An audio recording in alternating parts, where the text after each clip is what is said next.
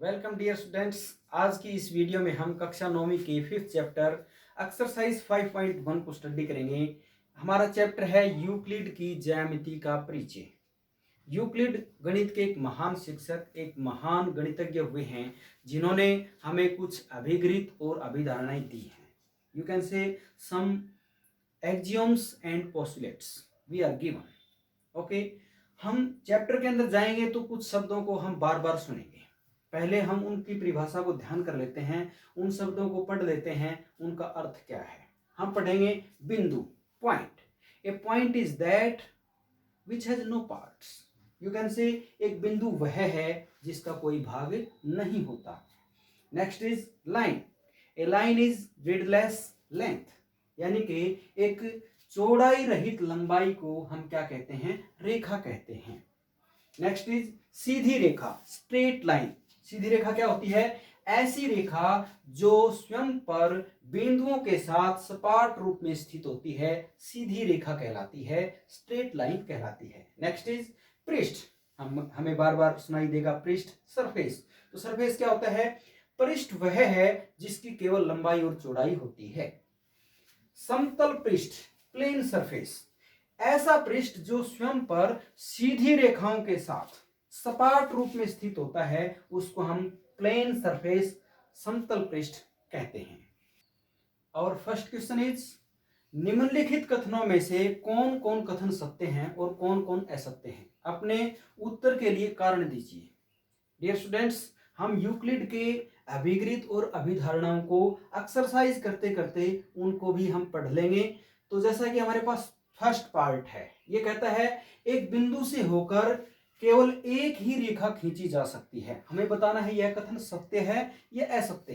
तो हम कहेंगे यह कथन असत्य है। क्यों? जैसे कि मैंने एक बिंदु P लिया, हमने एक पॉइंट P ले लिया है, इस पॉइंट से मैंने एक रेखा ये खींच दी, रेखा L। आप एक रेखा ये भी खींच सकते हैं जो कि इस पॉइंट से जा रही है, रेखा M। कोई रेखा ये भी खींच सकते हैं, हम कह सकते हैं ये रेखा N। इस प्रकार से कोई और रेखा खींच सकते हैं, ये T।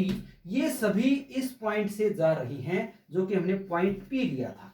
अब यहां पर कहा गया है केवल एक ही रेखा खींची जा सकती है, लेकिन हमने अभी देखा M, L, N, T, काफी सारी रेखाएं हम खींच सकते हैं। You can say infinite numbers of lines we can draw from the point P। Okay, तो हम इसके लिए आंसर लिखेंगे यह कथन असत्य है, क्योंकि एक बिंदु से असंख्य रेखाएं खींची जा सकती हैं। नेक्स्ट इज, दो भिन्न बिंदुओं से होकर जाने वाली असंख्य रेखाएं होती हैं। दो भिन्न बिंदु, तो हम देखते हैं, हमने दो बिंदु लिए, मान लीजिए ये बिंदु P है और ये बिंदु Q है।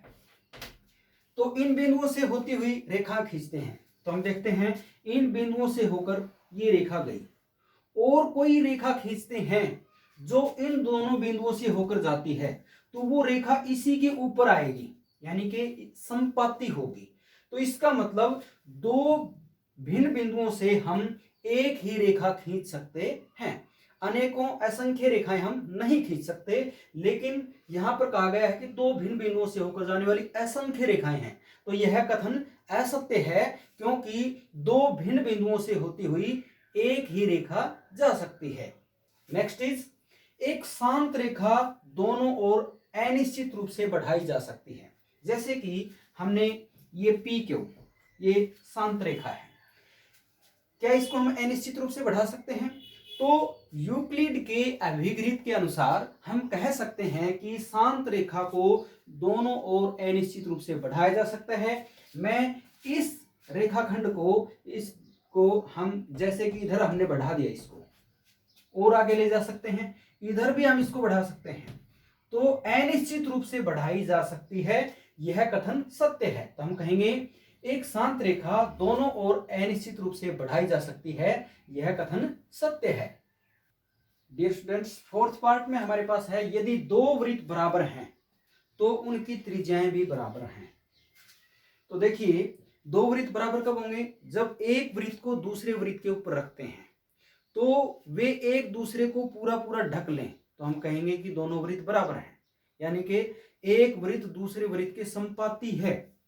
संपाती है तो इसका मतलब उनकी जो बाउंड्रीज हैं और जो सेंटर है, केंद्र है और जो परिसीमाएं हैं वो आपस में बराबर हैं, संपाती हैं।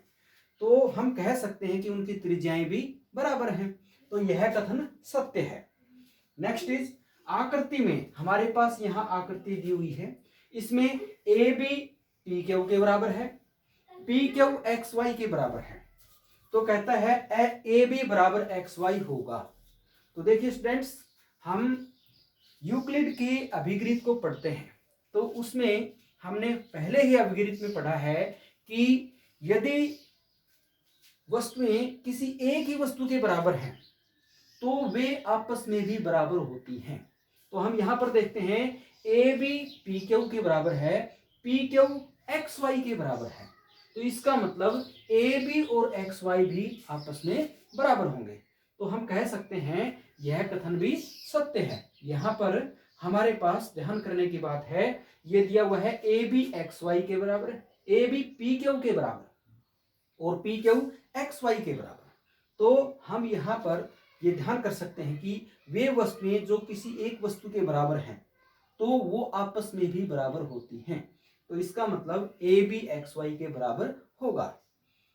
नेक्स्ट क्वेश्चंस के लिए आप हमारी अगली वीडियो देखिए।